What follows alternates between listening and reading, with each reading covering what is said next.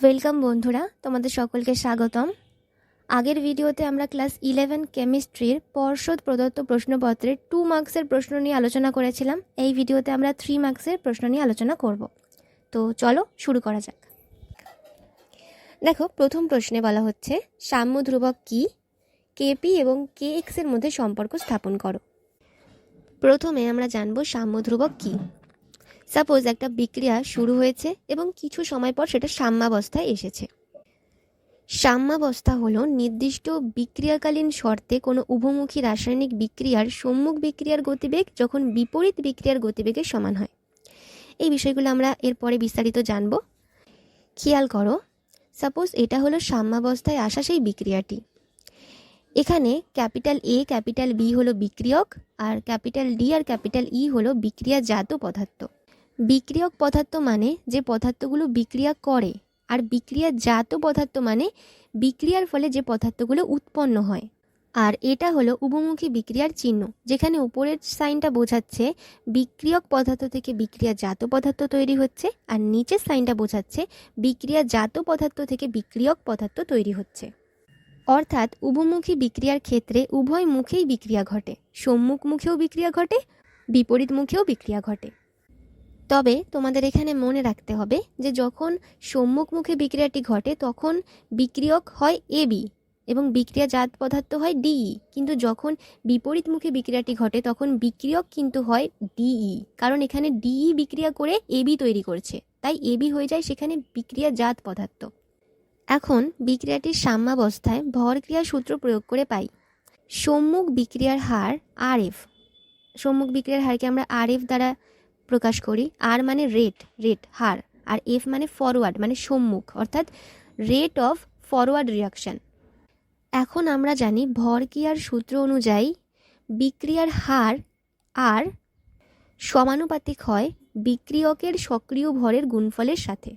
এখন এই সূত্র অনুযায়ী আমরা বলতে পারি আর এফ সমানুপাতিক হবে, এখানে আর এফও তো বিক্রিয়ার হার, তাই না? তাহলে সেটা সমানুপাতিক হবে যে বিক্রিয়কের সক্রিয় ভরের গুণফলের সাথে। এখানে এ আর বি হলো বিক্রিয়ক, আর এই যে থার্ড ব্র্যাকেট এটা হচ্ছে সক্রিয় ভরের চিহ্ন, সক্রিয় ভর বা মোলার গারত্ব। আমরা সক্রিয় ভর বা মোলার গারত্বকে থার্ড ব্র্যাকেট দ্বারা চিহ্নিত করি। এখানে এ আন্ডার থার্ড ব্র্যাকেট হলো এ এর সক্রিয় ভর, আর বি আন্ডার থার্ড ব্র্যাকেট হলো বি এর সক্রিয় ভর।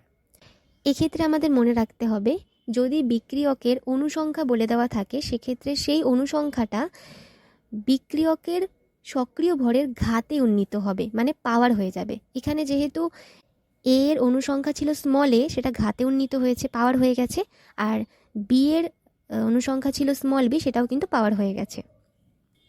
এবার যদি আমরা এই সমানুপাতিক চিহ্নটাকে সমান চিহ্ন করি তাহলে আমাদের একটা ধ্রুবক বসাতে হবে। এখানে কে এফ হলো ধ্রুবক, এখানে স্মল কেটা হলো হার ধ্রুবক, আর এফ ফর ফরওয়ার্ড মানে সম্মুখ ভাগের জন্য হার ধ্রুবক।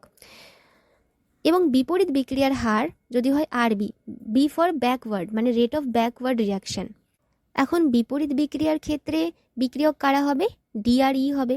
তাহলে আমরা লিখতে পারি আর বি সমানুপাতিক অনুসংখ্যার ঘাতে উন্নীত বিক্রিয়কগুলির সক্রিয় ভরের গুণফল। এখানে বিক্রিয়ক ডি আর ই এর অনুসংখ্যা কত ছিল? যথাক্রমে স্মল ডি আর স্মল ই ছিল, সেটা আমরা কি করলাম? পাওয়ার করে দিলাম। এখন যদি আমরা এই সমানুপাতিক চিহ্নটাকে সরিয়ে সমান চিহ্ন করতে চাই তাহলে আমাদের একটা ধ্রুবক বসাতে হবে। এখানে কেবি হলো ধ্রুবক, ব্যাকওয়ার্ড রিয়াকশনের জন্য বিক্রিয়ার হার ধ্রুবক। এবার যে বিষয়গুলো আমি বললাম সেগুলোই লেখা আছে যে third bracket under A B D E যথাক্রমে বিক্রিয়ার সাম্যাবস্থায় এ বি ডি ই এর সক্রিয় ভর বা মোলার গারত্ব, আর কে এফ আর কেবি যথাক্রমে সম্মুখ ও বিপরীত বিক্রিয়ার হার ধ্রুবক। এখন আমরা জানি সাম্যাবস্থায় সম্মুখ বিক্রিয়ার হার ইকুয়াল হয় বিপরীত বিক্রিয়ার হারের সঙ্গে। তাহলে আমরা বলতে পারি আর এফ ইকুয়াল আর বি, আর আর এফ আর আর বির মান তো আমরা আগেই বার করেছি, সেটাই আমরা এখানে পুট করে দিলাম। কেবিটা এখানে গুণ সম্পর্কে ছিল, সেটাই আমাদের বাঁ দিকে এসে ভাগ হয়ে গেল, আর এটা আমাদের গুণ সম্পর্কে ছিল, এটা আমাদের ডান দিকে এসে ভাগ হয়ে গেল।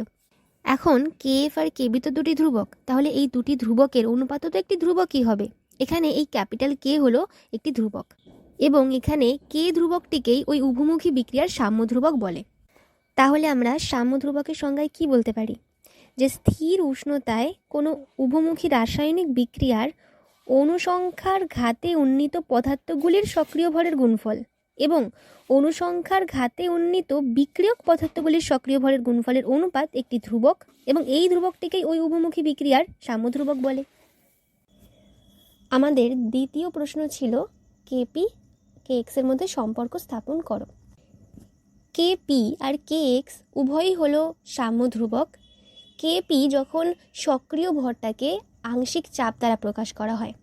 বলতে চাইছি অ্যাজ এ এক্সাম্পল, ধরো এই ডি এর আংশিক চাপ হলো পিডি, তাহলে আমরা কি করব, এই ডি এর সক্রিয় ভরের বদলে আমরা পিডি লিখব। ঠিক সেমভাবে এ বি ই এর ক্ষেত্রেও তাই। আর কে এক্স এর ক্ষেত্রে আমরা সক্রিয় ভরটাকে মোল ভগ্নাংশ আকারে লিখব। সাপোজ ডি এর মোল ভগ্নাংশ হলো এক্স ডি, তাহলে আমরা এই ডি এর সক্রিয় ভরের বদলে এক্স ডি লিখব। এবং ঠিক সেম এ বি ই এর ক্ষেত্রেও তাই। আমরা যদি বিষয়টিকে দেখাই, দেখো এখানে কেপি ইকুয়াল লেখা হয়েছে, দেখো শুধু ডি ই এ বি এর আংশিক চাপগুলোকে সক্রিয় ভরের বদলে লেখা হয়েছে। এই যে পি এ পিবি পিডি পিই, এখানে কি বিক্রিয়ার সাম্যাবস্থায় এ বি ডিই এর আংশিক চাপ, সেটাকে কি করলাম আমরা এই সক্রিয় ভরের বদলে আমরা আংশিক চাপটাকে বসিয়েছি। ঠিক সেমভাবে কে এক্স এর ক্ষেত্রে সক্রিয় ভরের বদলে তাদের মূল ভগ্নাংশকে বসিয়েছি। এই যে x a x b x d x c, এগুলো কি বিক্রিয়ার সাম্যাবস্থায় এ বি ডিই এর মূল ভগ্নাংশ, আমরা সক্রিয় ভরের বদলে মূল ভগ্নাংশকে বসিয়েছি। তাহলে আমাদের কেপি কে এক্স বার হয়ে গেল। এখন ডাল্টনের অংশচাপ সূত্রানুসারে বিক্রিয়া মিশ্রণে কোনো উপাদানের আংশিক চাপ ওই উপাদানের মূল ভগ্নাংশ ইন্টু মোট চাপ। কি বোঝাতে চাইছে, সাপোজ এর যে আংশিক চাপ পি এ, সেটা তাহলে কি হবে, এই ডাল্টনের সূত্র অনুযায়ী পি এ ইকুয়াল হবে এর মূল ভগ্নাংশ ইন্টু মোট চাপ। এখানে পি হলো মিশ্রণের মোট চাপ। ঠিক সেমভাবে পিবি পিডি পিই এর ক্ষেত্রেও তাই, জাস্ট মানে মূল ভগ্নাংশের সাথে মোট চাপটাকে ইন্টু করা হচ্ছে। এখন আমরা এই যে কে পি এর যে মান বার করেছিলাম, সেখানে এই যে পিডি পিই পিএ পিই এর জায়গায় যেগুলো আমরা বার করলাম মূল ভগ্নাংশ দিয়ে, সেগুলোকে আমরা এখানে পুট করে দেব। তাহলে দেখো আমরা পুট করে দিলাম। এবার কি করলাম, এই যে ডিটা as a power x DO পাবে, পিও পাবে, ইটাও এক্স ই পাবে, পি পাবে, এটাও এক্স এ পি পাবে, বিটাও এক্স বি পি পাবে, তাই তো। তাহলে আমরা কি লিখতে পারি, এই এক্স ডি এর ডি আমরা লিখলাম, এগুলোকে জাস্ট মূল ভগ্নাংশগুলোকে অ্যাজ আ পাওয়ার আলাদা করে আমরা লিখে নিলাম। তারপরে আমরা পিতে আসছি। পি আমরা কি লিখতে পারি, পি যেহেতু দুটো গুণ সম্পর্কে আছে, আমরা যোগ করতে পারি পাওয়ারগুলোকে, তাই ডি প্লাস ই, আর নিচেও পি আর অ্যাজ আ পাওয়ার এ প্লাস বিটা যোগ হবে, এবং সেটা যখন ওপরে উঠে আসবে তখন মাইনাস হয়ে যাবে, তাই মাইনাস এ প্লাস বি। সেখান থেকে আমরা কি বলতে পারি, এই যে এই পুরো ভ্যালুটা কিন্তু কে এক্স এর ভ্যালু, আমরা আগে দেখিয়েছি কে এক্স ইকুয়াল এই ভ্যালুটা আসছে। সো আমরা এই পুরোটার বদলে কে এক্স লিখতে পারি ইন্টু পি আর উপরে যে পাওয়ারটা ছিল। এখন আমরা কি বলতে পারি, এই যে পুরো পাওয়ারটা এটা কি আসলে, এটা হচ্ছে বিক্রিয়াজাত পদার্থের যে মোট অনুসংখ্যা, সেটা থেকে মাইনাস করা হচ্ছে বিক্রিয়ক পদার্থের মোট অনুসংখ্যাকে, অর্থাৎ অনুসংখ্যার পার্থক্য, সেটাকে আমরা ডেল্টা এন দ্বারা প্রকাশ করেছি। ঠিক আছে, আর এটাই হলো কেপি আর কে এক্স এর মধ্যে সম্পর্ক। অথবাতে আমাদের প্রশ্ন রয়েছে, লা সাতেলিয়ারের নীতিটি লেখো। নীতিটি কি, সাম্যাবস্থায় আছে এরূপ বিক্রিয়া সিস্টেমে। আচ্ছা, সাম্যাবস্থায় আছে মানে কি, উভমুখী বিক্রিয়ার যে সম্মুখ বিক্রিয়া আর পশ্চাৎ বিক্রিয়ার গতিবেগ সমান রয়েছে, এরূপ বিক্রিয়া সিস্টেমে সাম্যাবস্থা নিয়ন্ত্রণকারী শর্তগুলি, মানে এই যে সম্মুখ বিক্রিয়া আর পশ্চাৎ বিক্রিয়ার গতিবেগ সমান রয়েছে, এটা নিয়ন্ত্রণ করে যে শর্তগুলো, কোন কোন শর্ত নিয়ন্ত্রণ করে, চাপ, উষ্ণতা, গাঢ়ত্ব। তো এই চাপ, উষ্ণতা, গাঢ়ত্বের যদি কোনো একটির পরিবর্তন ঘটানো হয়, তাহলে সিস্টেম নিজেকে এমনভাবে বিন্যস্ত করার চেষ্টা করে, মানে এমনভাবে সাজায় যাতে করে ওই পরিবর্তনজনিত প্রভাব যত দূর সম্ভব প্রশমিত হয়, মানে যত দূর সম্ভব বোঝা না যায়, এমনভাবে সিস্টেম নিজেকে সাজায়। দ্বিতীয় প্রশ্নে আমাদের বলা হয়েছে 25 ডিগ্রি সেলসিয়াস উষ্ণতায় নাইট্রাস অ্যাসিডের বিয়োজন ধ্রুবক 4.5 × 10⁻⁻4, 0.4 মোলার NaNO2 দ্রবণের বিয়োজন মাত্রা এবং পিএইচ নির্ণয় করো। তো আমাদের কি কি বলে দেওয়া আছে, অ্যাট ফার্স্ট আমরা দেখব। আমাদের নাইট্রাস অ্যাসিড HNO2 এর বিয়োজন ধ্রুবক মানে Ka, যেহেতু নাইট্রাস অ্যাসিড একটি অ্যাসিড তাই Ka, এ ফর অ্যাসিড, তো বিয়োজন ধ্রুবক K এর মান বলে দেওয়া আছে 4.5 × 10⁻⁻4। আর কি বলে দেওয়া রয়েছে, NaNO2 এর কনসেন্ট্রেশন মানে গাঢ়ত্ব 0.04 মোলার। আমাদের কি বার করতে বলা হয়েছে, NaNO2 এর এইচ মানে বিয়োজন মাত্রা। মনে রাখবে NaNO2 কিন্তু একটি লবণ, ঠিক আছে। আর যেহেতু সোডিয়াম নাইট্রাইট একটি লবণ, সেহেতু এর বিয়োজন মাত্রা বলতে degree of hydrolysis, degree of ionization বা ডিসোসিয়েশন নয়, ডিগ্রি অফ হাইড্রোলাইসিস। ওকে, তো চলো এবার আমরা প্রশ্নটা সলভ করি। তো আমরা ফার্স্টে রিয়াকশানটা লিখে নিয়েছি, NaNO2 তার সঙ্গে জল যোগ করছি, বিক্রিয়া হচ্ছে, NaOH তৈরি হলো আর HNO2 তৈরি হলো। অর্থাৎ এখানে দেখো একটা ক্ষার একটা অ্যাসিড। ক্ষার কি? NaOH হচ্ছে এখানে তীব্র ক্ষার, আর HNO2 হচ্ছে উইক অ্যাসিড। এখানে কোনটা আমাদের বিয়োজিত হবে? Week acid. উইক ক্ষার বা উইক অ্যাসিড আমাদের বিয়োজিত হয়, তাই না? আর যেটা স্ট্রং থাকে সেটা তো পুরো 100%ই বিয়োজিত হয়। তার আবার কিসের বিয়োজন মাত্রা আমরা বার করব, তাই না? আমাদের বার করতে হয় উইকের। তো আমাদের এখানে উইক অ্যাসিড আছে, তো আমরা উইক অ্যাসিডের বিয়োজন মাত্রা নির্ণয় করব।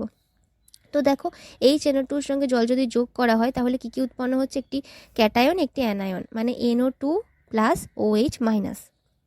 এখন মনে রাখবে প্রাথমিকভাবে HNO2 এর যে কনসেন্ট্রেশন, বিক্রিয়কের যে কনসেন্ট্রেশন, সেটা হবে C প্রাথমিকভাবে। আর যেহেতু তখন আমাদের কোনো প্রোডাক্ট তৈরি হয়নি, তো এই প্রোডাক্টগুলো তখন কনসেন্ট্রেশন তো 0। আর যখন বিক্রিয়াটি সাম্যাবস্থায় আসবে তখন আমাদের যে বিক্রিয়ক তার কনসেন্ট্রেশন হবে C মাইনাস CH, ঠিক আছে। এবং এখানে প্রোডাক্টের কনসেন্ট্রেশন CH করে হবে। এবার এখানে মনে রাখতে হবে যেহেতু C এর থেকে CH অতি ক্ষুদ্র, সেহেতু আমরা এটাকে C ধরবো।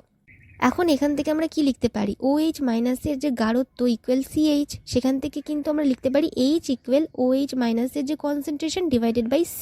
C হচ্ছে এখানে গাঢ়ত্ব NaNO2 এর, যেটা আমাদের প্রশ্নে বলে দেওয়াই আছে। তাহলে এখানে আমাদের মেনলি কি বার করতে হবে? OH মাইনাসের ভ্যালুটা বার করতে হবে। তো আমরা কীভাবে বার করব? দেখো লবণের বিয়োজন ধ্রুবক KH equal KW by KA। KW হচ্ছে জলের বিয়োজন ধ্রুবক, আর KA যেহেতু এখানে উইক অ্যাসিড রয়েছে তাই জন্য আমরা KA লিখেছি। যদি উইক বেস থাকতো তাহলে আমরা KB লিখতাম। এবার আমরা জানি KWর মান হয় 10⁻⁻14, সেটা বসিয়ে দিয়েছি। আর KA আমাদের প্রশ্নে বলে দেওয়াই আছে 4.5 × 10⁻⁻4, সেটাই আমরা পুট করে দিয়েছি। দেন আমরা কি করলাম? এদিকে 10 - 14, এদিকে -4টা উপরে গিয়ে +4 হয়ে গেল 10-এর মাথায়, এবং 4.5। এবার সেখান থেকে আমরা কি করছি? এদিকে 10⁻⁻10 হচ্ছে, আর এদিকে আমাদের 4.5। এখান থেকে আমরা যদি পয়েন্টটা তুলে দিই তাহলে এদিকে 10 হয়ে যাবে। কাটাকুটি যদি করি, এখানে 2, এদিকে 9। এবার 2 দিয়ে যদি 9কে ডিভাইড করা হয় তাহলে কি হবে? 0.22। সেখান থেকে আমরা বলতে পারি 0.22 × 10⁻⁻10 হচ্ছে KH এর মান। এবার আমরা কি জানি? বিয়োজন ধ্রুবক KH ইকুয়াল হয় যে প্রোডাক্টের কনসেন্ট্রেশন ডিভাইডেড বাই রিয়াক্ট্যান্টের কনসেন্ট্রেশন, সেটাই আমরা করেছি।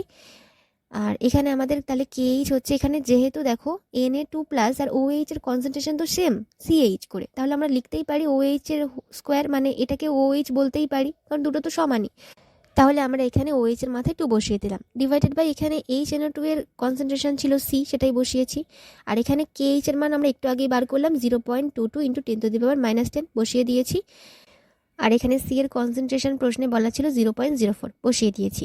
তাহলে আমাদের OH মাইনাস স্কোয়ার ইকুয়াল কত হচ্ছে? 0.04 × 10⁻22 × 10⁻10।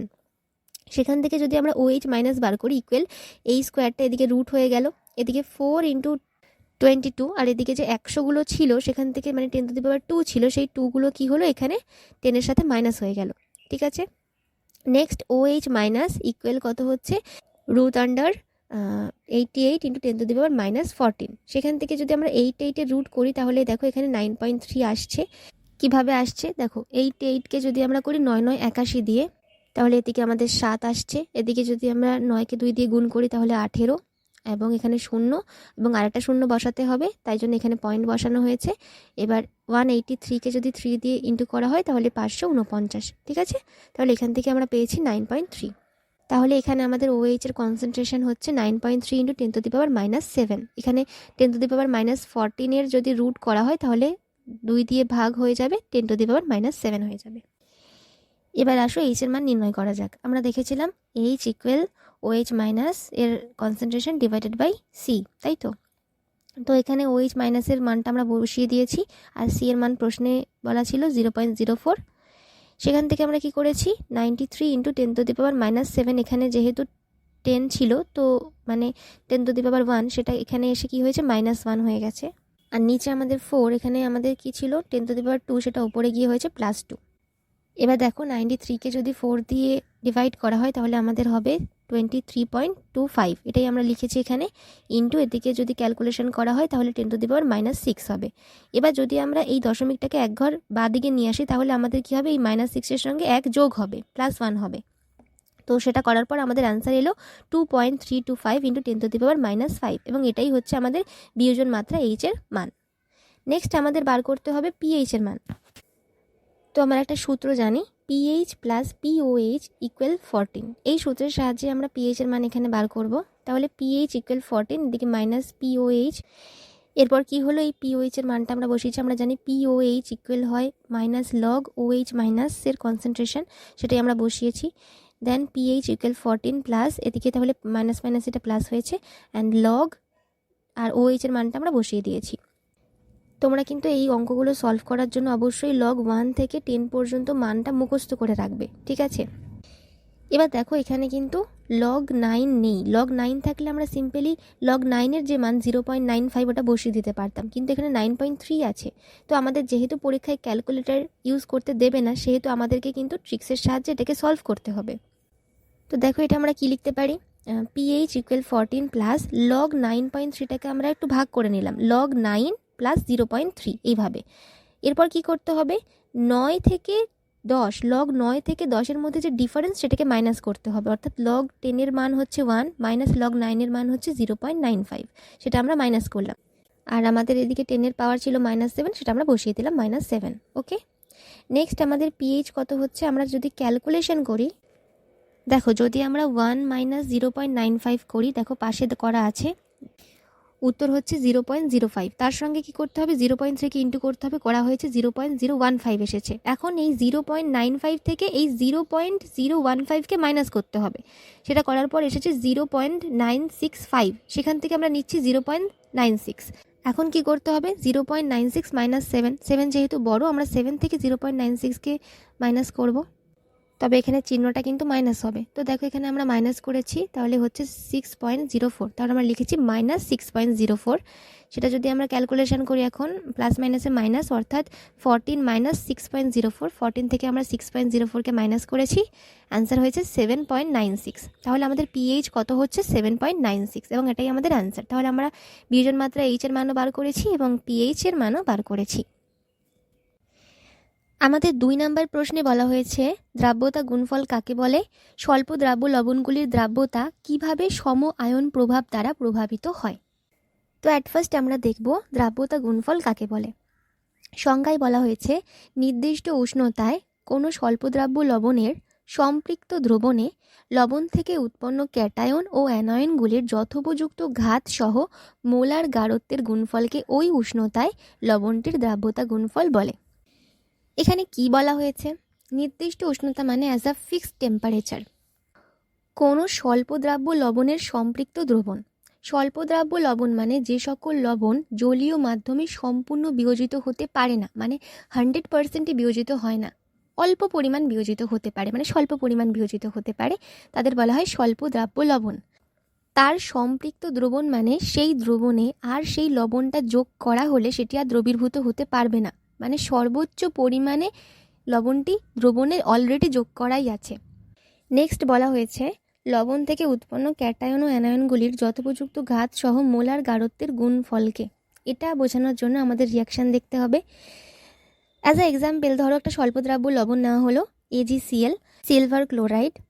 তো এটাকে যদি জলীয় দ্রাবণে দেওয়া হয় তাহলে সাম্যাবস্থায় এসে কি হবে, এই যে আমাদের সলিড অবস্থায় ছিল AgCl, সেটা জলীয় দ্রবণে অ্যাকুয়াস ফর্মে চলে আসবে, একটা ক্যাটায়ন তৈরি হবে, একটি অ্যানায়ন তৈরি হবে। তো সংজ্ঞা অনুযায়ী এই যে লবণ থেকে উৎপন্ন ক্যাটায়ন আর অ্যানায়নগুলি যথোপযুক্ত ঘাত সহ মোলার গাঢ়ত্বের গুণফল, Ag প্লাসের মোলার গাঢ়ত্ব আমরা লিখেছি, মোলার গাঢ়ত্বকে আমরা ব্র্যাকেট দ্বারা, থার্ড ব্র্যাকেট দ্বারা চিহ্নিত করি। সো AgCl মানে ক্যাটায়নের এখানে মোলার গাঢ়ত্ব ইন্টু অ্যানায়নের মোলার গাঢ়ত্ব, এবং তাদের এখানে ঘাত কত 1, যেহেতু 1 করে ঘাতটা উপরে 1 লেখা যা না লেখাও তাই জন্য লেখা হয়নি। আচ্ছা, আমরা আরেকটা এক্সাম্পল দেখি যেখানে ঘাত সহ বিষয়টিকে দেখানো যাবে। যেমন ধরো CaF2 অর্থাৎ ক্যালসিয়াম ফ্লোরাইড। তো এটা কি যখন সম্পৃক্ত জলীয় দ্রবণে সাম্যাবস্থায় গঠিত বিক্রিয়াটি কীরকম, এই যে আমাদের সলিড সেটাকে আমাদের জলীয় দ্রবণে বিয়োজিত করা হচ্ছে, দুটো তৈরি হবে অ্যাকুয়াস ফর্মে, একটা ক্যাটায়ন একটা অ্যানায়ন। এখানে খুব ভালো করে লক্ষ্য করো, ক্যালসিয়ামের ঘাত দেওয়া হচ্ছে 2+, কারণ কি আমরা জানি ক্যালসিয়ামের যোজ্যতা 2 এবং অ্যাজ আ ধাতু, যেহেতু ক্যালসিয়াম ধাতু সেহেতু প্লাস বসেছে 2+। ধাতু বোঝার সহজ উপায় হচ্ছে লাস্টে আম থাকবে, ক্যালসিয়াম। আর ফ্লুরিন হচ্ছে অধাতু, তাই মাইনাস হয়েছে, আর ফ্লুরিনের যোজ্যতা 1, আর এখানে দুটো ফ্লোরিন আছে তাই 2F-। নেক্সট আমরা যদি এটাকে দ্রাব্যতা গুণফল লিখি, দ্রাব্যতা গুণফলকে চিহ্নিত করা হয় KSP দ্বারা। S for solubility and P for product. যেহেতু দ্রাব্যতা গুণফলকে ইংরেজিতে সলিবিলিটি প্রোডাক্ট বলে এবং দ্রাব্যতা গুণফল হচ্ছে একটি ধ্রুবক, তাই এটিকে KSP দ্বারা ডিনোট করা হয়। তো আমাদের এখানে ক্যালসিয়াম ফ্লোরাইডের KSP দ্রাব্যতা গুণফল কি হয়ে যাবে? যথোপযুক্ত ঘাত সহ ক্যাটায়নের মোলার গাঢ়ত্ব ইন্টু যথোপযুক্ত ঘাত সহ ফ্লুরিনের মোলার গাঢ়ত্ব। এখানে Ca2+ এর ঘাত কত? 1, কারণ এখানে Ca2+ এর আগে কিছু নেই, মানে 1 আছে, এবং সেটাই কিন্তু অ্যাজ আ পাওয়ার হয়ে যাবে 1। যেহেতু 1 লেখা দরকার হয় না তাই লেখা হয়নি। আর ফ্লুরিনের ক্ষেত্রে আগে 2 আছে, এটাই কিন্তু ঘাত হয়ে গেছে 2, ঠিক আছে? এটাই আমাদের কিন্তু সংজ্ঞায় বলা হয়েছিল যে ক্যাটায়ন এবং অ্যানায়নগুলির যথোপযুক্ত ঘাত সহ মোলার গাঢ়ত্বের গুণফলকে ওই উষ্ণতায় লবণটির দ্রাব্যতা গুণফল বলে। আশা করি এটা তোমরা বুঝতে পেরেছো। আমি চলে যাচ্ছি নেক্সট প্রশ্নে। নেক্সট প্রশ্নে আমাদের বলা হয়েছিল স্বল্প দ্রাব্য লবণগুলির দ্রাব্যতা কিভাবে সম আয়ন প্রভাব দ্বারা প্রভাবিত হয়। তো দেখো, স্বল্প দ্রাব্য লবণের জলীয় দ্রবণে সম আয়ন সম্পন্ন তীব্র তড়িৎ বিশ্লেষ্য যোগ করলে উক্ত লবণের দ্রাব্যতা হ্রাস পায়। সম আয়নের উপস্থিতিতে কোনো স্বল্প দ্রাব্য লবণের দ্রাব্যতা হ্রাসের ঘটনাকে সম আয়ন প্রভাব বলে। এজন্য সম আয়ন সম্পন্ন জলীয় দ্রবণে কোনো স্বল্প দ্রাব্য লবণের দ্রাব্যতা বিশুদ্ধ জলে লবণটির দ্রাব্যতা অপেক্ষা কম হয়। চলো এবার বিষয়টি আমরা একটা এক্সাম্পলের সাহায্যে বুঝে নিই। 25 ডিগ্রি সেলসিয়াস উষ্ণতায় 0.1 মোলার KCl এর জলীয় দ্রবণে AgCl এর দ্রাব্যতা বিশুদ্ধ জলে AgCl এর দ্রাব্যতা অপেক্ষা কম হয়। এক্ষেত্রে সম আয়ন হলো Cl-।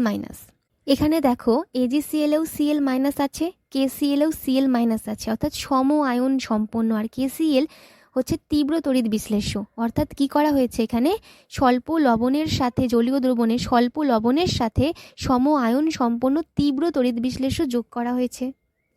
এবং এটা যদি হয়, আমাদের বলা ছিল যে উক্ত লবণের দ্রাব্যতা হ্রাস পাবে, সেহেতু এখানেও কিন্তু দ্রবণের দ্রাব্যতা হ্রাস পাবে, মানে বিশুদ্ধ জলে যেখানে KCl ছিল না, বিশুদ্ধ জলে AgCl এর দ্রাব্যতা যেটা হতো তার তুলনায় কিন্তু এক্ষেত্রে দ্রাব্যতা কমে যাবে। আবার যদি AgCl এর সম্পৃক্ত দ্রবণে KCl এর পরিবর্তে AgNO3 এর জলীয় দ্রবণ যোগ করা হয়, সেক্ষেত্রে সমায়ন কি হবে? Ag+। দেখো এখানে AgNO3 এর মধ্যেও Ag+ আছে, AgCl এর মধ্যেও Ag+ আছে, এখানে সমায়ন কে? Ag+। তো এক্ষেত্রেও AgCl এর মোলার দ্রাব্যতা হ্রাস পাবে। নেক্সট 3 নম্বর প্রশ্নের প্রথম প্রশ্নে বলা হয়েছে জারণ সংখ্যা পদ্ধতির সাহায্যে নির্মুক্ত রাসায়নিক বিক্রিয়াটিতে A-B-C এর মান নির্ণয় করো এবং জারকটিকে শনাক্ত করো। তাহলে এখানে প্রশ্নে যেটা আসলে বলা হয়েছে যে ABC এর মান নির্ণয় করো, মানে কি জারণ পদ্ধতির সাহায্যে এই বিক্রিয়াটির সমতা বিধান করতে হবে। তো চলো সমতা বিধান করা যাক। আমরা রাসায়নিক বিক্রিয়াটিকে লিখে নিয়েছি। এবার আমরা যেটা ফার্স্ট করব, কার কত জারণ সংখ্যা সেটা লিখে নেব। জারণ সংখ্যা লেখার জন্য আমাদের অবশ্যই যোজ্যতা সম্পর্কে ধারণা রাখতে হবে। যেমন পটাশিয়ামের যোজ্যতা হচ্ছে 1, আর পটাশিয়াম যেহেতু ধাতু তাই প্লাস, মানে ধাতুর জন্য প্লাস বসেছে, পটাশিয়ামের যোজ্যতা বা যোজনীর জন্য 1 বসেছে। নেক্সট অক্সিজেন যেহেতু অধাতু তাই তার আগে মাইনাস বসেছে এবং অক্সিজেনের যোজ্যতা 2 তাই 2 বসেছে। এবার আমরা দেখব ক্রোমিয়ামের জারণ সংখ্যা কিভাবে আমরা নির্ণয় করব। দেখো এখানে পটাশিয়াম 2টো আছে এবং তার জারণ সংখ্যা +1 করে, তাই আমরা লিখেছি +1 × 2 প্লাস এখানে আমরা যদি ক্রোমিয়ামকে x ধরে নিই তাহলে 2টো ক্রোমিয়াম আছে তাই 2x প্লাস এখানে অক্সিজেনের জারণ সংখ্যা -2, 7টা অক্সিজেন আছে তাই × 7 = 0। সেখান থেকে আমরা ক্যালকুলেশন করে x এর মান বার করেছি +6, তাহলে ক্রোমিয়ামের জারণ সংখ্যা হচ্ছে +6। নেক্সট H2SO4, H এর জন্য +1, SO4 এর জন্য -2 হয়। আর তারপরে SO2, O2 তো আমরা এক্ষুনি দেখলাম অক্সিজেনের জন্য -2 জারণ সংখ্যা। আর S কত হবে? তাহলে S কে যদি আমরা x ধরে নিই প্লাস এখানে -2 অক্সিজেনের জন্য, আর যেহেতু 2টো অক্সিজেন তাই × 2 = 0, সেখান থেকে x এর মান +4, তাহলে এখানে সালফারের জারণ সংখ্যা হলো +4। এবার আসা যাক ডান পাশে। এখানে পটাশিয়ামের জন্য +1, অক্সিজেনের জন্য -2, তাহলে সালফারের জন্য কত হবে? এখানে একটু মন দিয়ে দেখো, এখানে SO4 এর জন্য তার জারণ সংখ্যা -2। SO4 এর থেকে সালফারের জারণ সংখ্যা আমরা বার করব। তাহলে আমরা লিখতে পারি সালফার যদি আমরা x ধরে নিই, x প্লাস এখানে অক্সিজেনের জন্য -2, যেহেতু 4টে আছে তাই × 4 ইকুয়াল কিন্তু -2 হবে। এখানে কিন্তু 0 হবে না, তার কারণ SO4 এর জারণ সংখ্যা -2, পুরোটার জারণ সংখ্যা যেহেতু -2, তাই আমরা এখানে 0 লিখব না, -2 লিখব এবং তারপরে ক্যালকুলেশন করে x এর মান +6 বার করব। তাহলে আমাদের সালফারের জারণ সংখ্যা হলো +6। নেক্সট এখানে SO4 এর জারণ সংখ্যা -2, তাহলে C আর ক্রোমিয়ামের জারণ সংখ্যা কত হবে? ক্রোমিয়ামকে যদি আমরা x ধরে নিই, দুটো আছে তাই 2x প্লাস এখানে SO4 এর জন্য -2, 3টে আছে তাই × 3 ইকুয়াল 0। সেখান থেকে যদি আমরা x এর মান বার করি তাহলে হবে +3, তার মানে ক্রোমিয়ামের জারণ সংখ্যা হলো +3। আর এখানে H এর জন্য +1, অক্সিজেনের জন্য -2। নেক্সট হচ্ছে আমাদের দেখতে হবে জারণ সংখ্যা নির্ণয় করার পর কোন ক্ষেত্রে জারণ ঘটেছে এবং কোন ক্ষেত্রে বিজারণ ঘটেছে। আমরা যদি বিক্রিয়াটিতে লক্ষ্য করি তাহলে আমাদের বাঁ পাশে সালফার ছিল +1 জারণ সংখ্যা, ডান পাশে সেটা হয়েছে +6, মানে সালফারের জারণ সংখ্যা এখানে বৃদ্ধি ঘটেছে, তার মানে এখানে জারণ হয়েছে সালফারের। এবার যদি আমরা ক্রোমিয়ামকে দেখি তাহলে আমাদের বাঁ পাশে ক্রোমিয়ামের জারণ সংখ্যা ছিল +6, ডান পাশে এসে সেটা হয়েছে +3, মানে জারণ সংখ্যা কমে গেছে, হ্রাস পেয়েছে, অর্থাৎ এখানে বিজারণ হয়েছে। এখানে যে বিক্রিয়কের অন্তর্গত মৌলটির জারণ সংখ্যা বৃদ্ধি পেয়েছে সেটা হবে বিজারক, মানে এখানে SO2 হচ্ছে বিজারক এবং যে বিক্রিয়কের অন্তর্গত মৌলটির জারণ সংখ্যা হ্রাস পেয়েছে সেটি হচ্ছে জারক, মানে এখানে K2Cr2O7 হলো জারক। এবার লক্ষ্য করো এখানে সালফারের জারণ সংখ্যা কত বৃদ্ধি পেয়েছে? +4 থেকে +6 হয়েছে, মানে এখানে 2 একক বৃদ্ধি পেয়েছে। এবং Cr এর জারণ সংখ্যা কত কমেছে? +6 থেকে +3 হয়েছে, মানে 3 একক কমেছে একটা ক্রোমিয়াম পরমাণুর জন্য। দুটো ক্রোমিয়াম পরমাণু আছে এখানে, তাহলে দুটো ক্রোমিয়াম পরমাণুর জন্য কত কমবে? 3 × 2 মানে 6 একক এখানে হ্রাস পেয়েছে। এখন যেটা আমাদের কাজ হবে, বিজারকের যে জারণ সংখ্যার বৃদ্ধি ঘটেছে সেটা জারকের সাথে ইন্টু করা এবং জারকের যে জারণ সংখ্যার পরিবর্তন হয়েছে, হ্রাস পেয়েছে, সেটাকে বিজারকের সাথে ইন্টু করা, মানে ক্রস মাল্টিপ্লাই করা। অর্থাৎ এখানে আমাদের কি করতে হবে, এই SO2 এর যে 2 একক সেটাকে আমরা K2Cr2O7 এর সাথে ইন্টু করব, আর K2Cr2O7 এর যে 6 একক সেটাকে আমরা SO2 এর সাথে ইন্টু করব। এখানে দেখো আমি যে বিষয়গুলো এক্ষুনি বললাম সেগুলোই গুছিয়ে লেখা আছে, যেমন তোমাদের বইতে থাকে, এইভাবেই তোমাদের লিখতে হবে। তো দেখো এখানে যদি 2:6কে একটু ছোট করা হয় তাহলে 1:3 হবে। নেক্সট এই 1কে গুণ করা হয়েছে K2Cr2O7 এর সঙ্গে আর 3কে গুণ করা হয়েছে SO2 এর সঙ্গে, তাহলে আমাদের উত্তরটা কি হয়ে যাবে? A হয়ে যাবে 1, মানে H2SO4 এর সহগ এখানে 1, B হয়ে যাবে 3 অর্থাৎ SO2 এর সহগ এখানে 3, আর C হয়ে যাবে 1, মানে H2O এর সহগ এখানে 1, আর বিজারকটি হলো এখানে SO2। নেক্সট বি নাম্বার প্রশ্নে আমাদের বলা হচ্ছে A, B, C এবং D সমন্বিত বিক্রিয়াগুলি নিম্নরূপ 4টে বিক্রিয়া দেওয়া রয়েছে এবং এদের মধ্যে কি বলা হয়েছে? বিজারণ ক্ষমতার নির্মক্রম অনুযায়ী A, B, C এবং D কে সাজাতে। তো লক্ষ্য করো প্রথম ক্ষেত্রে C B কে বিজারিত করছে, অর্থাৎ দেখো B এর চার্জ এখানে কিন্তু 1 কমে গেছে, অর্থাৎ বিজারিত হচ্ছে B, এবং কে করছে? C করছে, অর্থাৎ এখানে C হচ্ছে B এর থেকে বিজারণ ক্ষমতা বেশি। নেক্সট 2 নম্বরে লক্ষ্য করো এখানে বিক্রিয়াটি হচ্ছে না, অর্থাৎ এই যে D সেটা কিন্তু A+ কে বিজারিত করতে পারছে না, অর্থাৎ A এর বিজারণ ক্ষমতা D এর থেকে বেশি। নেক্সট 3 নম্বরেও কিন্তু বিক্রিয়াটি হচ্ছে না, অর্থাৎ এই যে A C+ কে বিজারিত করতে পারছে না, অর্থাৎ C এর বিজারণ ক্ষমতা A এর থেকে বেশি। এবং লাস্ট 4 নম্বরে D B+ কে বিজারিত করতে পারছে, অর্থাৎ D এর বিজারণ ক্ষমতা B এর থেকে বেশি। তাহলে এই 4টে থেকে আমরা যদি সাজাই তাহলে C > A > D > B। অথবাতে আমাদের প্রশ্ন দেওয়া আছে প্রদত্ত যৌগগুলিতে কেন্দ্রীয় পরমাণুগুলির জারণ সংখ্যা নির্ণয় করো। এখানে 3টে যৌগ দেওয়া আছে, আমাদের এগুলোর কেন্দ্রীয় পরমাণুর জারণ সংখ্যা নির্ণয় করতে হবে। এই 3টেই হলো জারণ সংখ্যা পদ্ধতির ব্যতিক্রম, মানে যেভাবে ম্যাথামেটিক্যালি জারণ সংখ্যা বার করা হয় এগুলো সেভাবে করলে ভুল হয়ে যাবে, এগুলো স্ট্রাকচার দেখে আমাদের নির্ণয় করতে হবে।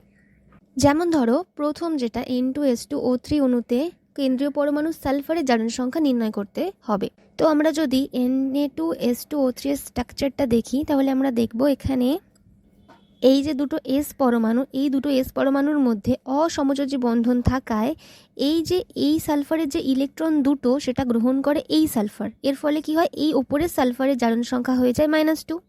এবং আমরা যদি এই কেন্দ্রীয় পরমাণু এই সালফারের জারণ সংখ্যাকে x ধরে নিই এবং ক্যালকুলেট করি তাহলে কি হবে?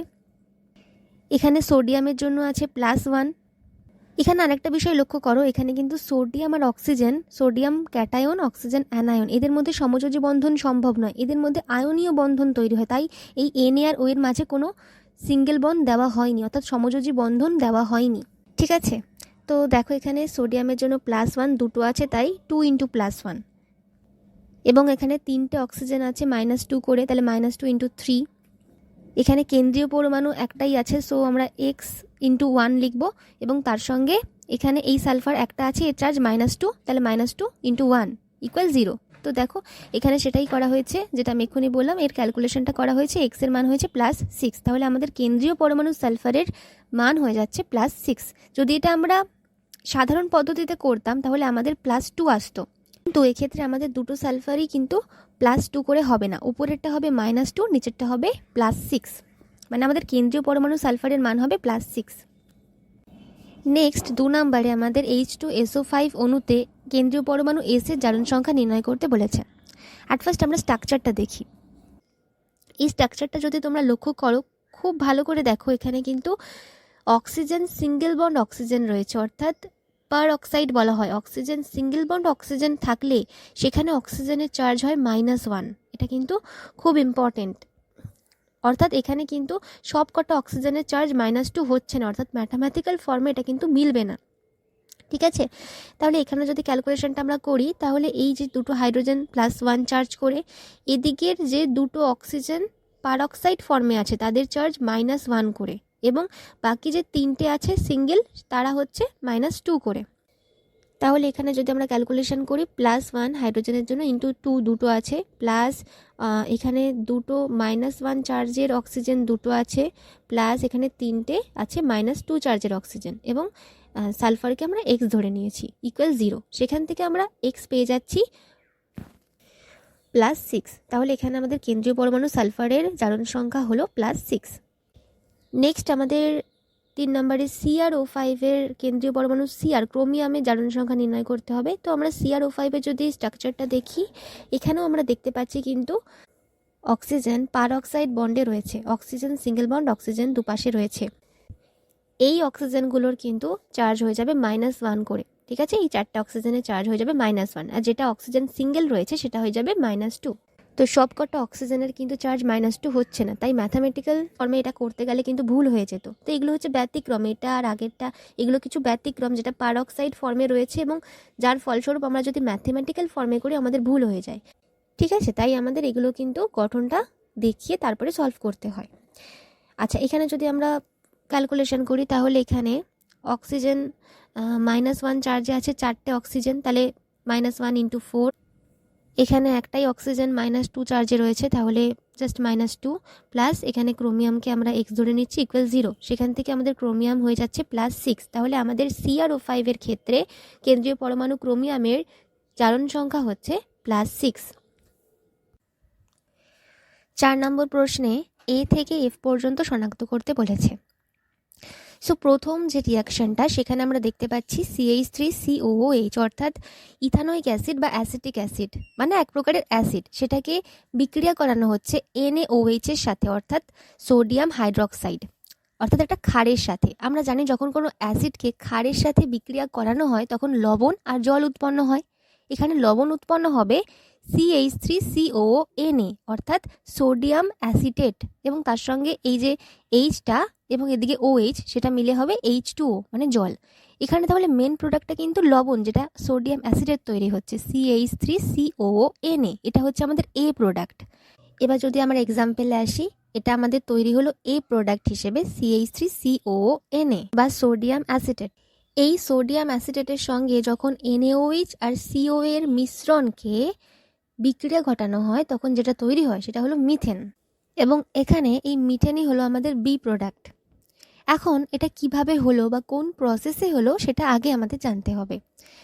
দেখো, এটা হচ্ছে আমাদের কার্বক্সিলিক অ্যাসিডের সোডিয়াম লবণ। এখানে যদি N এর পরিবর্তে H থাকতো, COOH, তাহলে আমরা বলতে পারতাম কার্বক্সিলিক অ্যাসিড, কিন্তু যেহেতু H এর পরিবর্তে N এ আছে, সোডিয়াম আছে, তাই এটা হয়ে গেল কার্বক্সিলিক অ্যাসিডের সোডিয়াম লবণ। তার সঙ্গে যুক্ত থাকে আর। ঠিক অ্যাজ এ এক্সাম্পল আমরা সোডিয়াম অ্যাসিডেটকে নিতে পারি, এটা হচ্ছে COONA, তার সঙ্গে যুক্ত আছে আর বলতে এখানে CH3।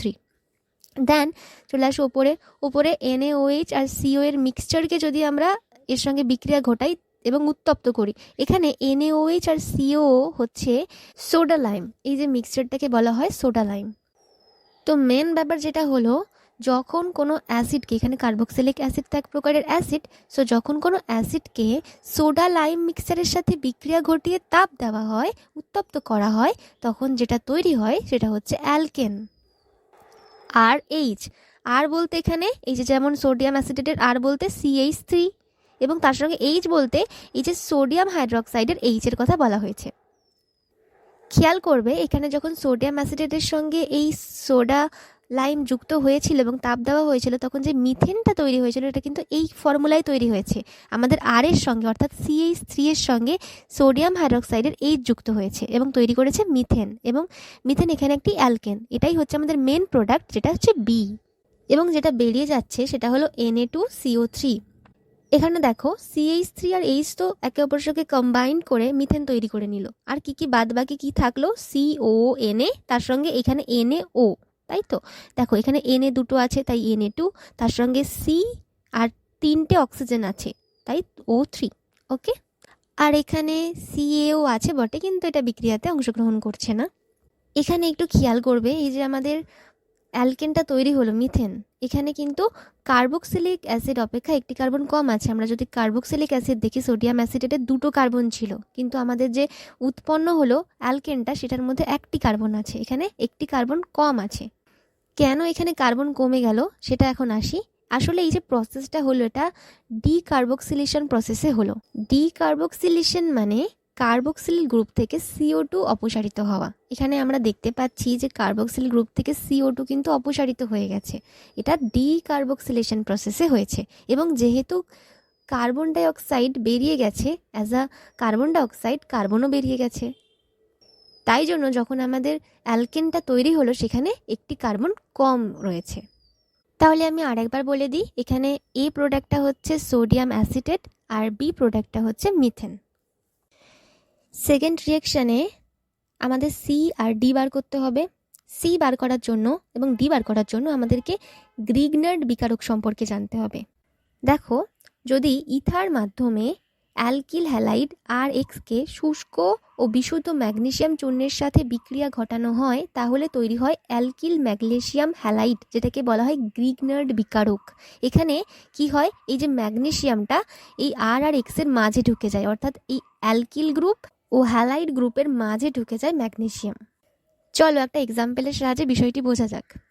দেখো, সাপোজ এটা হচ্ছে আমাদের একটি অ্যালকিল হ্যালাইড, এখানে অ্যালকিল গ্রুপের সাথে একটি হ্যালোজেন যুক্ত আছে, এবং সেটা ইথার মাধ্যমে ম্যাগনেসিয়াম চূর্ণের সাথে বিক্রিয়া ঘটানো হচ্ছে। তৈরি তাহলে কি হবে, RMgX। আর মানে হচ্ছে এই অ্যালকিল গ্রুপ, তার সঙ্গে Mg যুক্ত হচ্ছে এবং তার সঙ্গে X মানে হচ্ছে হ্যালাইড গ্রুপটা অর্থাৎ হ্যালোজেনটা I। এখানে শুধু I এর বদলে আমাদের প্রশ্নে Br দেওয়া আছে, ব্রোমিনও কিন্তু আমাদের হ্যালোজেন গ্রুপ। শুধুমাত্র এখানে বিক্রিয়াতে I এর বদলে সেই Brটা বসে যাবে, ব্রোমিনটা বসবে, এবং এই যে তৈরি হচ্ছে এখানে ইথাইল ম্যাগনেসিয়াম আয়োডাইড, এখানে শুধু হয়ে যাবে ইথাইল ম্যাগনেসিয়াম ব্রোমাইড, এবং এটাই হবে আমাদের C প্রোডাক্ট। নেক্সট যদি দেখো, এই ইথাইল ম্যাগনেসিয়াম আয়োডাইডের সঙ্গে জল যুক্ত হয়েছে, কিন্তু আমাদের প্রশ্নে কিন্তু জল যুক্ত হয়নি, আমাদের যুক্ত হয়েছে ইথানল, যেটা কিনা একটি অ্যালকোহল। তবে কোনো সমস্যা নেই, এখানে জলের সাথে যে প্রসেসে বিক্রিয়াটি হবে অ্যালকোহলের সাথেও সেই প্রসেসেই হবে। কিভাবে আমি বলে দিচ্ছি। সাপোজ জলটা যে বিক্রিয়া করছে, কিভাবে করছে, সিম্পল। দেখো, এখানে অ্যালকিল গ্রুপের সাথে বিচারকের একটি হাইড্রোজেন যুক্ত হচ্ছে এবং তৈরি করছে CH3, সিঙ্গেল বন্ড CH3, তার সঙ্গে প্লাস ম্যাগনেসিয়াম। এবার ম্যাগনেসিয়াম যেহেতু ডিযোজি হয়, সেহেতু এখানে তো ম্যাগনেসিয়ামের সঙ্গে অলরেডি আয়োডিন আছেই, কিন্তু তার আরেকটাও লাগবে। সেটা কোথা থেকে আসবে, জলের একটা হাইড্রোজেন তো অ্যালকিল গ্রুপের সঙ্গে যুক্ত হয়ে গেছে, এবং বাকি যেটা রয়েছে অর্থাৎ H2 কি নিয়ে গঠিত, H আর OH নিয়ে। H তো চলে গেছে, OHটা রয়ে গেছে, সো ম্যাগনেসিয়ামের সঙ্গে OHটা যুক্ত হবে। এখন প্রশ্নে তো আমাদের জল দেওয়া নেই, আমাদের ইথানল দেওয়া আছে C2H5OH, তাই তো। তো আমরা লিখে নিই C2H5OH। তো এটা কিভাবে বিক্রিয়া করবে, দেখো C2H5OH কি নিয়ে গঠিত, C2H5 single bond O, single bond H, এই যে এইচটা হাইড্রোজেনটা সেটা যুক্ত হবে আমাদের অ্যালকিল গ্রুপের সাথে, ঠিক আছে? মানে এই যে অ্যালকিল গ্রুপ তার সঙ্গে যুক্ত হচ্ছে এইচ, এই সেম আছে, এই বিষয়টি কিন্তু সেম আছে।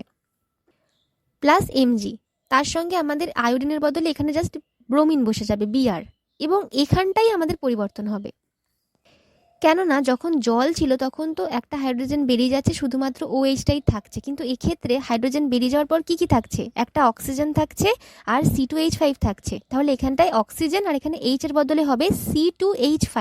এটাকেই আমরা লিখতে পারি ম্যাগনেসিয়াম ব্র্যাকেটে ও C2H5 ব্র্যাকেট ক্লোজ করে আমরা ব্রোমিনটাকে লিখে দেবো বিআর।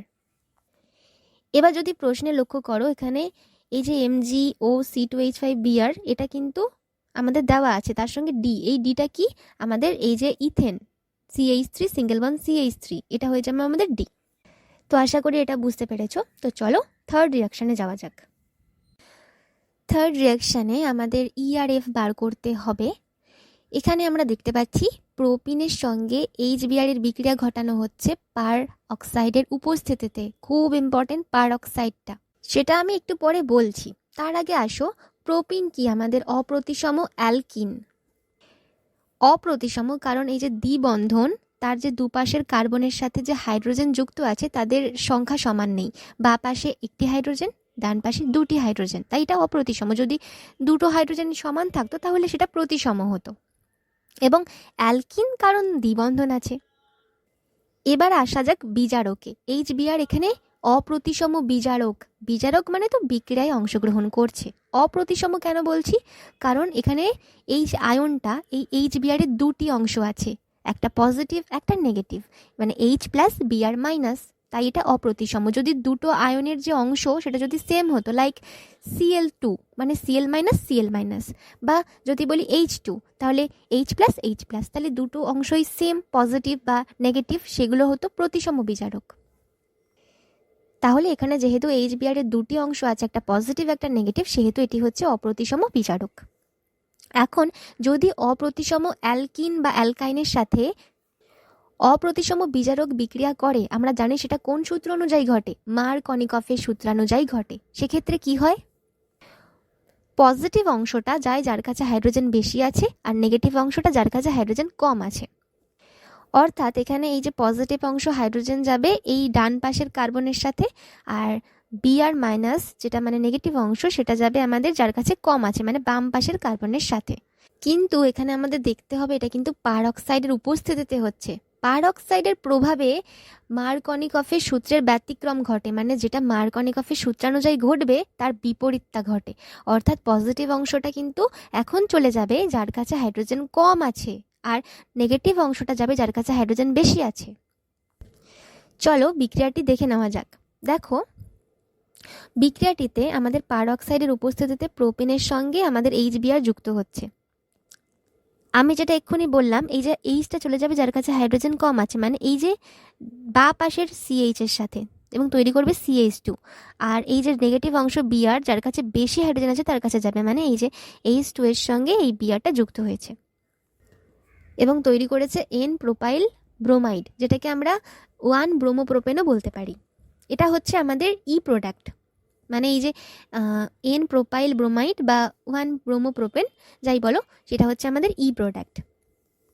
নেক্সট যদি বিক্রিয়াতে আসো তাহলে দেখবে ই প্রোডাক্টটা আবার জলীয় KOH এর সাথে বিক্রিয়া করে F প্রোডাক্ট তৈরি করছে।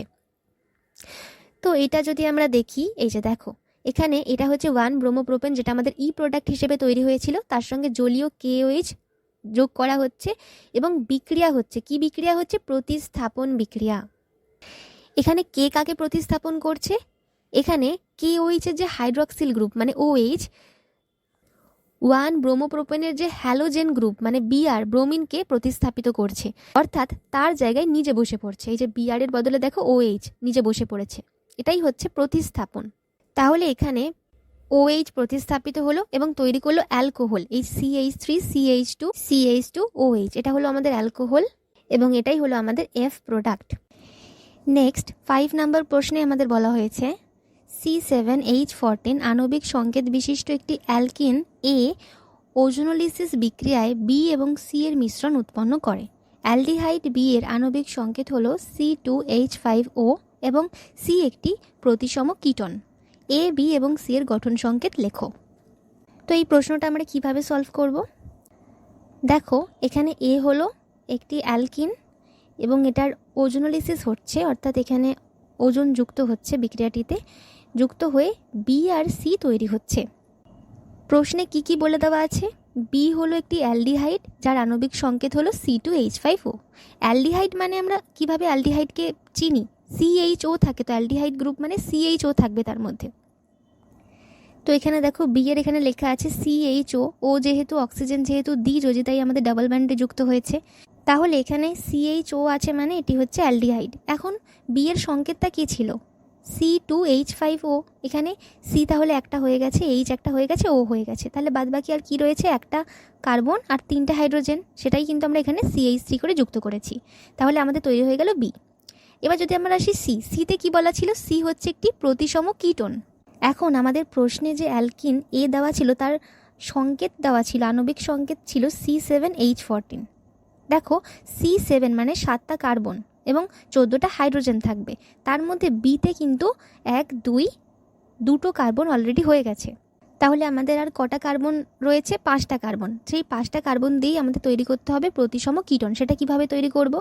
কিটোন মানে হলো C ডবল বন্ড O, অর্থাৎ C ডবল বন্ড O থাকা মানেই সেটা আমরা বুঝবো সেটা হলো একটি কিটোন।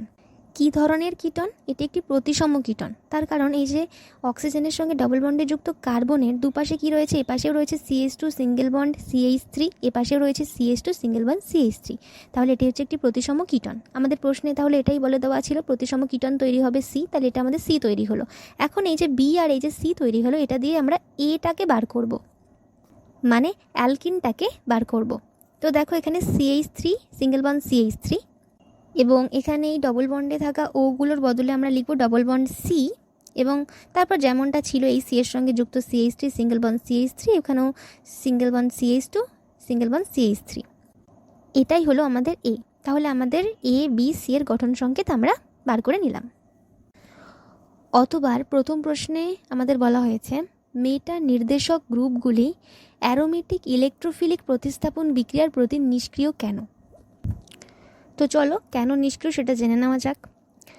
কি বলছে? মেটা নির্দেশক গ্রুপগুলি বেনজিন বলয়ের ইলেকট্রন ঘনত্ব হ্রাস করে এবং বলয়কে ইলেকট্রোফিলিক প্রতিস্থাপন বিক্রিয়ায় বেনজিন অপেক্ষা কিছুটা নিষ্ক্রিয় করে দেয়। এই কারণে এই গ্রুপগুলিকে সক্রিয়তা হ্রাসকারী গ্রুপ বা ডিঅ্যাক্টিভেটিং গ্রুপ বলে। তো এখানে কি বলা হচ্ছে? আসলে মেটা নির্দেশক গ্রুপগুলি হলো ইলেকট্রন আকর্ষী গ্রুপ, মানে তারা কি করে? ইলেকট্রনকে নিজের দিকে টেনে নেয়। এর ফলে কি হয়? বেনজিন বলয়ের ইলেকট্রন ঘনত্ব কমে যায়। এর ফলে কি হয়? ইলেকট্রোফাইলের প্রতি যে বলয়ের আকর্ষণ সেটাও কমে যায়। অর্থাৎ মেটা নির্দেশক গ্রুপগুলি কি করে?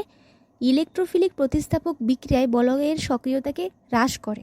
তাহলে আমরা বলতে পারি যে মেটা নির্দেশক গ্রুপ ইলেকট্রোফিলিক প্রতিস্থাপক বিক্রিয়ার প্রতি নিষ্ক্রিয়।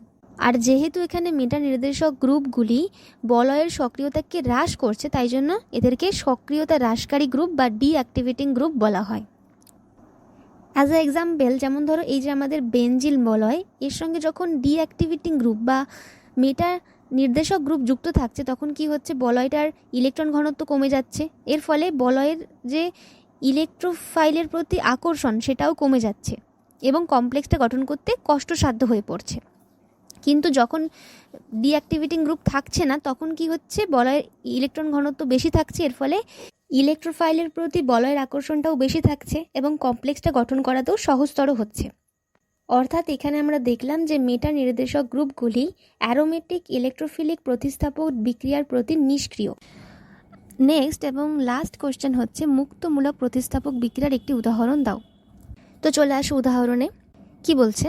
সাধারণ উষ্ণতায় বিক্ষিপ্ত সূর্যালোকে মিথেনের সঙ্গে ক্লোরিনের বিক্রিয়ায় মিথেনের এইচ পরমাণুগুলি একে একে ক্লোরিন পরমাণু দ্বারা প্রতিস্থাপিত হয়ে বিভিন্ন যৌগ উৎপন্ন করে। এখানে যে বিভিন্ন যৌগ উৎপন্ন করছে, এই প্রতিটি যৌগই মুক্তমূলক প্রতিস্থাপক বিক্রিয়ার মধ্যে দিয়ে উৎপন্ন হচ্ছে।